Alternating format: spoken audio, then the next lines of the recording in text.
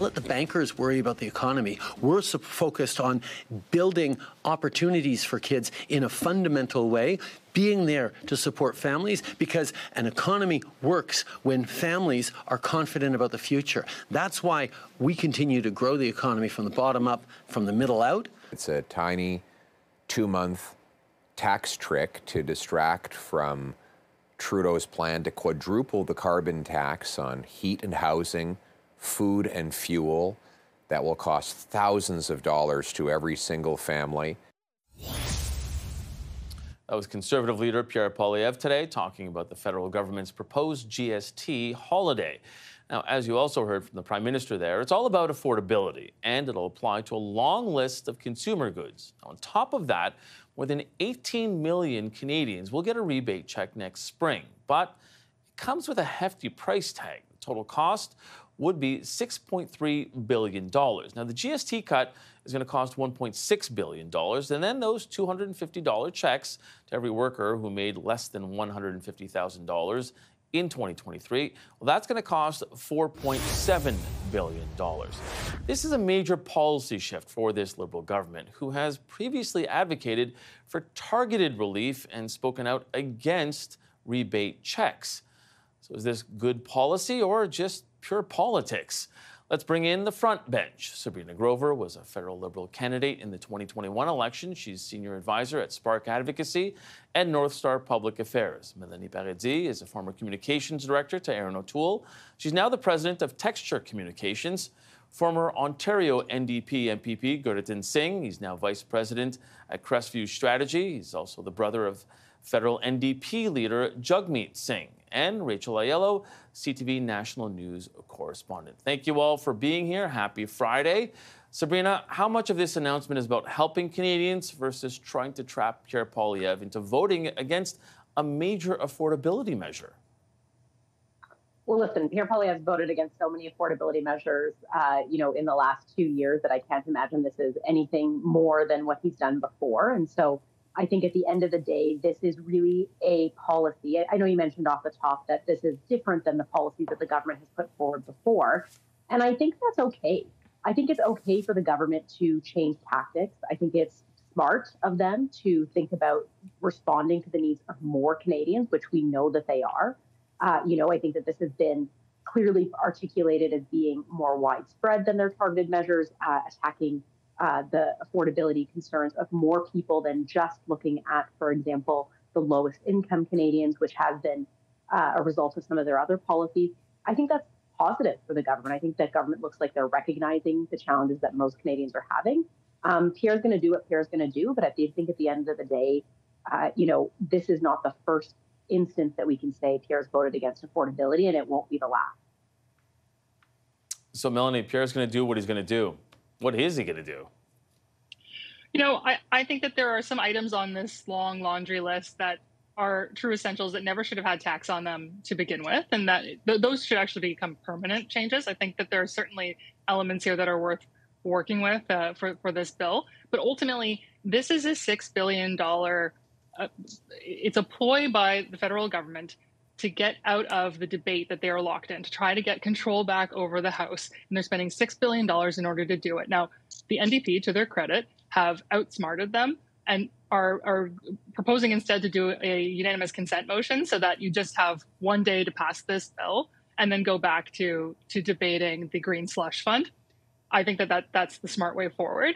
But ultimately, the reason why we're in this mess is because the Liberals have put us in an affordability crisis. And they have no real plan to make life more affordable for Canadians, because 45 days after this tax holiday ends in February, come April, your taxes are going to go up again. The carbon tax is going up 19% in April. The taxes on alcohol are going up again.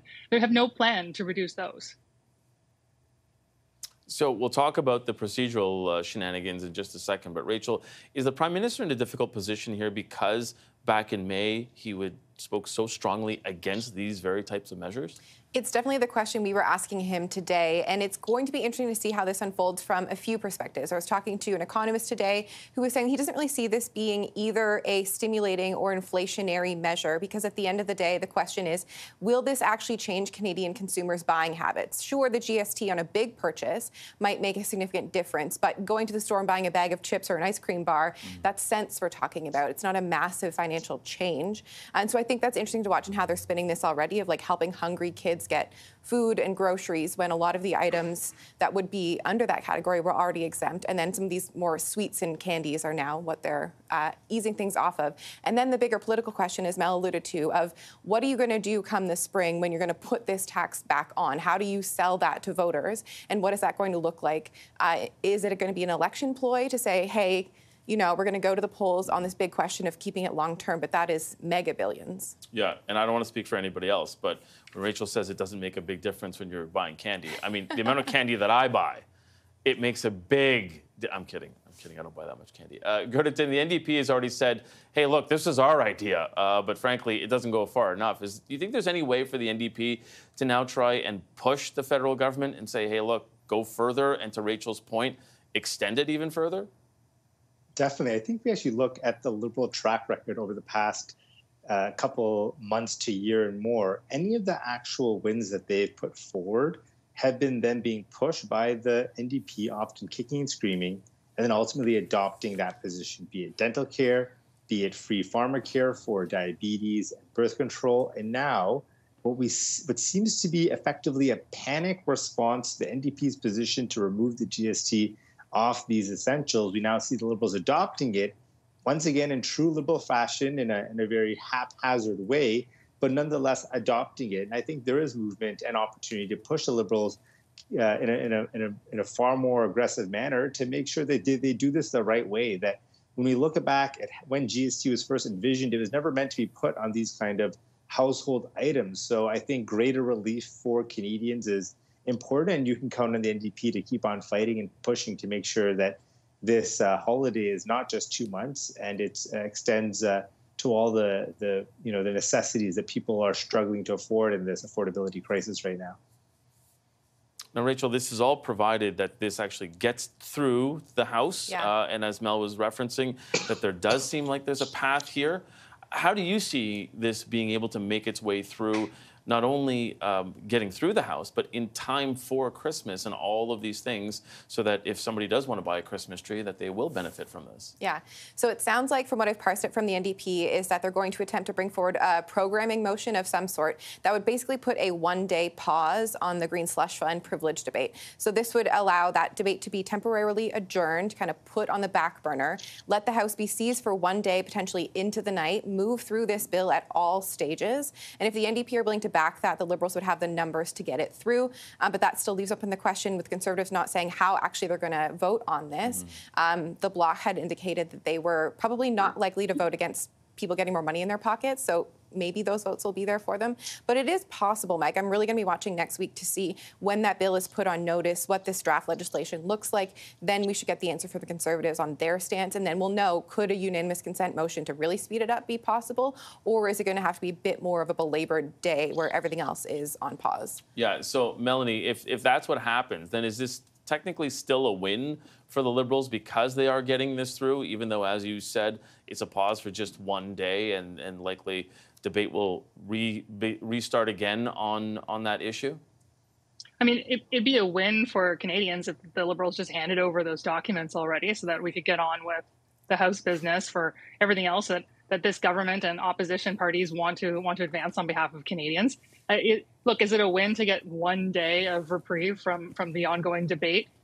Sure. But I don't think it's going to be the win that they want it to be. I don't think it's going to make as big of a dent in affordability for Canadians as they need. As we've said, like, costs are just continuing to go up. Taxes are going to go up again next year, with the carbon tax being increased in April. And so there's really no plan here. This plan feels like it was written on the back of a napkin in crayon. It's just a mess. Gurtan, I've got 2 minutes left, so I'm going to try and split it between you and Sabrina.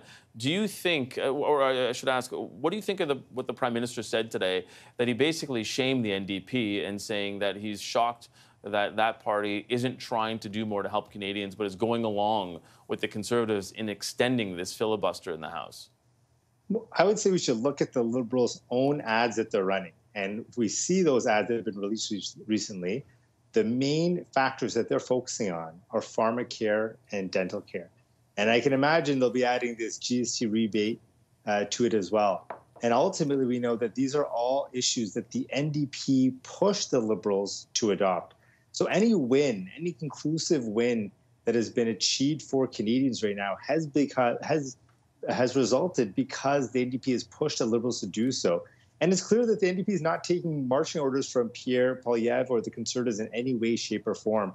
So I think the proof is in the results. The NDP is pushing hard, and they're going to continue to do so. Okay, Sabrina, you get the last word here. You mean, I think at the end of the day, this is a measure that's designed to help Canadians. It's going to help Canadians. It's going to get through the House, and we're going to see relief. And I think that that's what matters out of this, and that's like the bottom line for this program. You know, I think that the NDP can talk about some of the things that they claim to have, jurisdiction over. They claim to have that pushed forward, but they haven't seen any of the results from that. And so I still don't know, like, what the purpose of the NDP continuing to bring that up is, because they're not seeing the results. You know, I think it would be better if they were there more in the interest of Canadians. Okay, we're going to have to leave it there. Thanks to our Friday front bench, Sabrina Grover, Melanie Baredzi, Gurtan Singh, and Rachel Aiello. Have yourselves a great weekend.